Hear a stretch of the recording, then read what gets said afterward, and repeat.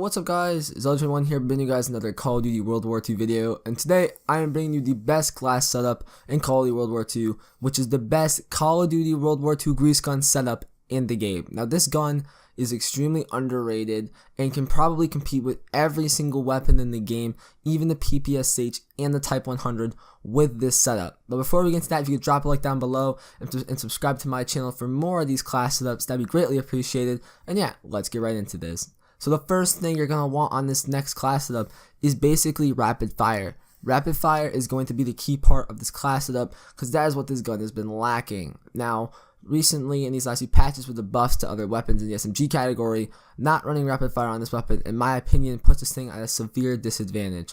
You put rapid fire on this though, it can compete with the MP40, STG, the BAR at some ranges, and even the PPSH, but you need rapid fire. For example, if you're running around the corner with the grease gun and you just try to blatantly fire at a guy with a PPSH, he's going to be able to land the 3 to 4 shots he needs to kill you before you land probably 2 to 3. What this means is that with rapid fire, you'll be able to get those shots quicker and compete, especially if you're accurate and good with the sticks. You're going to be able to wipe people with this weapon very easily with rapid fire. Now the next thing I am going to say is how you should be playing the weapon. Now I would normally say this later in the video, but I think it's a great time to say it considering the rapid fire. Now since you're running rapid fire on this weapon, you're going to be wanting to engage people at no more than medium range. Long range, I would suggest just letting them go or trying to get away from them, because close range to medium range on this weapon is where it shines. Just not too far, but not too close, like right in that little happy medium. That's where this gun really shines. It can really wreck people from those ranges. And to be honest, if you put it right at that range, it'll probably knock out everything in the game as long as you're accurate. So with that said, play this weapon like you would any SMG, but try to play it a little bit more aggressive, like a little bit more aggressive. Not too aggressive, but enough aggressive so that you can take some of these people out. Because you don't want people getting first shots on you with this weapon. If you can get the first shot, you're gonna wipe people with this weapon. But then it starts getting kind of questionable once you start, missing the first 2 shots. That's why you have rapid fire to help catch you up as well. But that's the really important thing, that you play this weapon to its strengths. Now my next attachment I'm going to say for this class setup is going to be the quick draw attachment. The quick draw attachment is my favorite attachment in the game. I said this across all my setups, and I'm going to continue to say it and describe it because I think it's basically the best attachment in the entire game, especially considering in this game that your regen is so low basically, and it takes so long to regen your health once you get shot.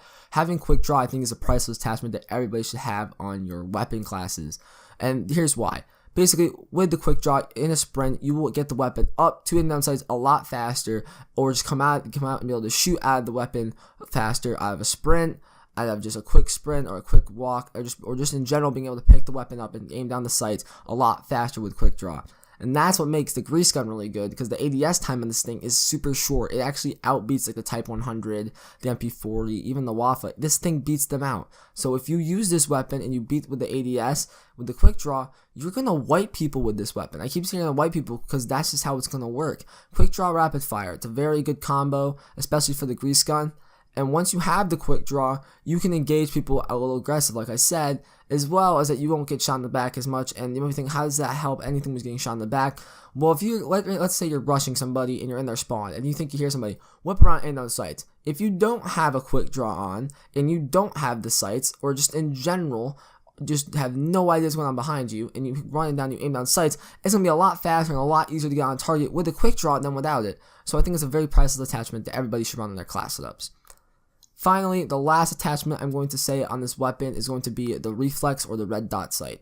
Now, the reflex or the red dot sight is my favorite thing on this gun, and that's blatantly because I don't like the iron sights. I feel like the iron sights on the SMGs, a lot of them anyway, are very crowded, and once you get a flinch and your gun kicks off, it's so hard to get back on target.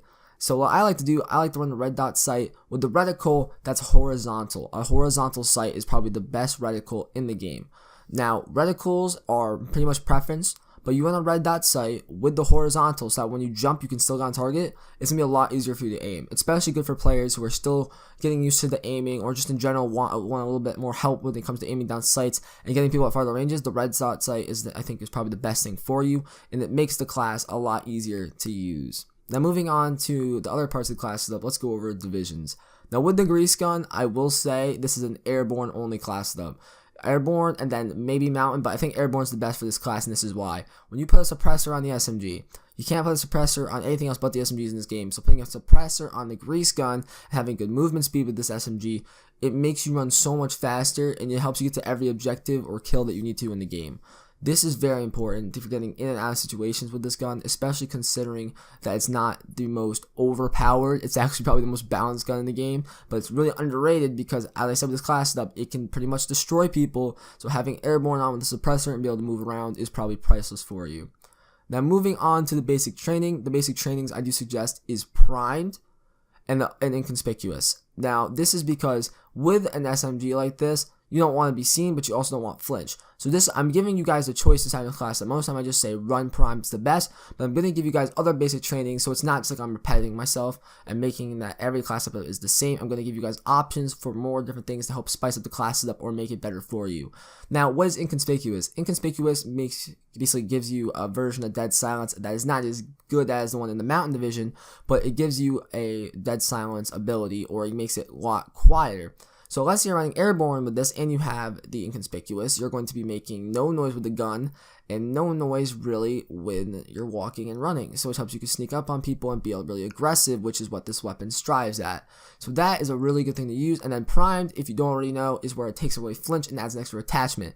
Now, you're going to need primed if you're going to run the red dot. Now, I didn't say this before, but the one attachment you can live or without is the reflex sight. Now, if you don't want to run the reflex, you can run inconspicuous, but if you do absolutely positively need the reflex, run primed. So it's an either or for you, and I hope that helps you out, because to be honest, it's basically preference. Basically you can run primed as well as you don't want the reflex. You can do whatever you want with it, but I'm giving you guys a couple combinations of the setup that are really good, so you guys aren't just falling into one thing. So I'm hoping that helps you guys out. And moving on to the secondary weapons, obviously I've said this 1,000 times, machine pistol, pocket SMG.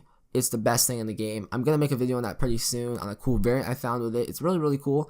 But yeah, it's basically a pocket SMG. It'll help you out in any situation, and it's really, really good. I highly suggest it. And then when it comes to tactical and lethals, screw the tacticals, use the lethals, and use the S-mine. I hate saying it, but I've died more of that S-mine in the last 3 days than any grenade I've seen in the first month of the game.